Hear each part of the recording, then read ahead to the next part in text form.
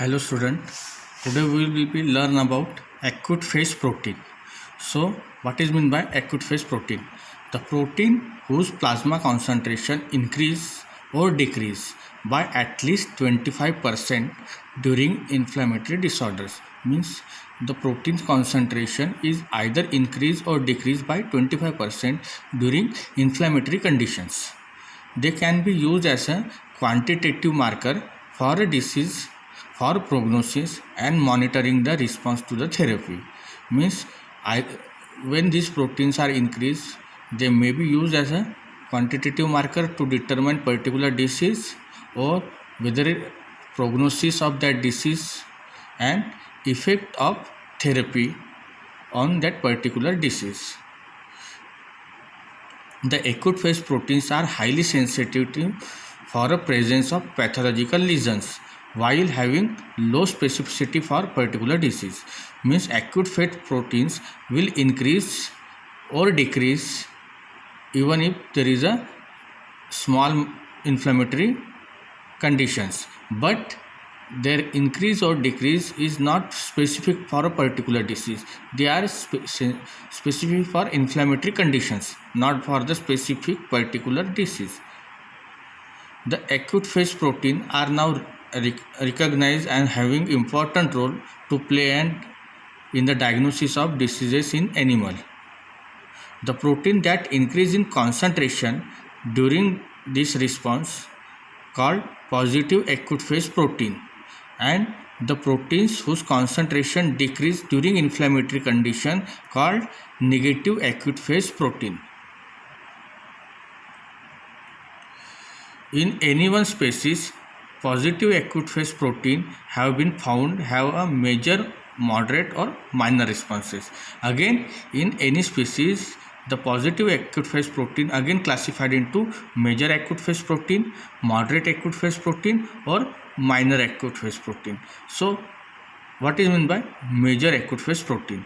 So this protein having low concentration in serum of healthy animal, often at 0.1 microgram per dl, but the concentration is increases over 100,000 fold on stimulation by inflammatory conditions, and it reaches at peak at 24 to 48 hours after the inflammation and falls rapidly during recovery.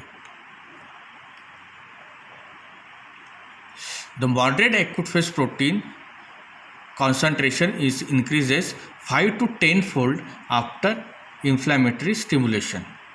It reaches at the peak concentration at 2 to 3 days after stimulation and decreases more slowly than major acute phase protein.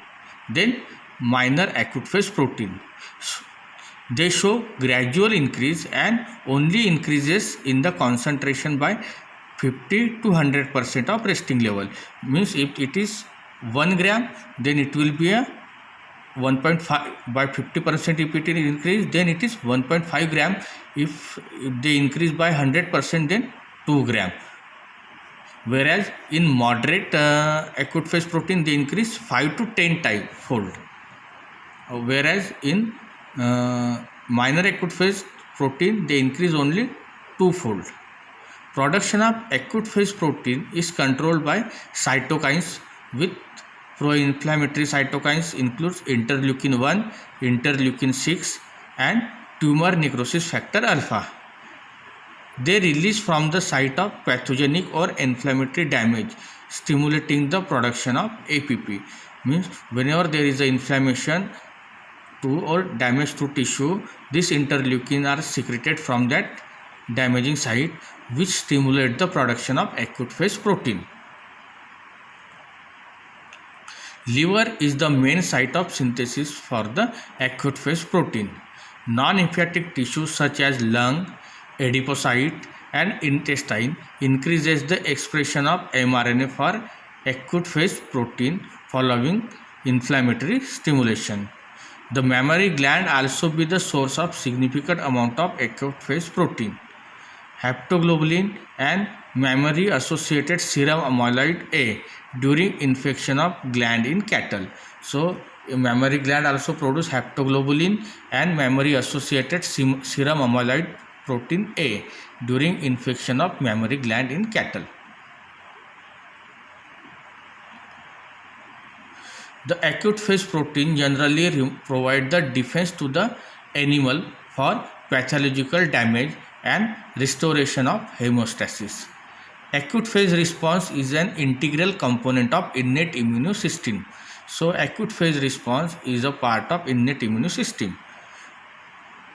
They form the first reaction of the host to pathogen and tissue damage. Many acute phase protein can be grouped together. For example, alpha-1 antitrypsin, alpha-2 macroglobulin have a anti-protease activity. So they inhibit the protease release by phagocytose and other cells of immune system to minimize the damage to normal tissue. Then haptoglobulin, serum amyloid A protein and C-reactive protein are having group in one group because they having scavenging activities. They binds metabolite released from after cellular degradation. So they can re-enter the host metabolic process rather than utilized by pathogen. So whenever there is a degradation of cell, the metabolites which are released from that cell, those metabolites get binds with haptoglobulin, serum amyloid A protein or C-reactive protein, and again they re-enter into the metabolic process rather than it goes to supply to the pathogen.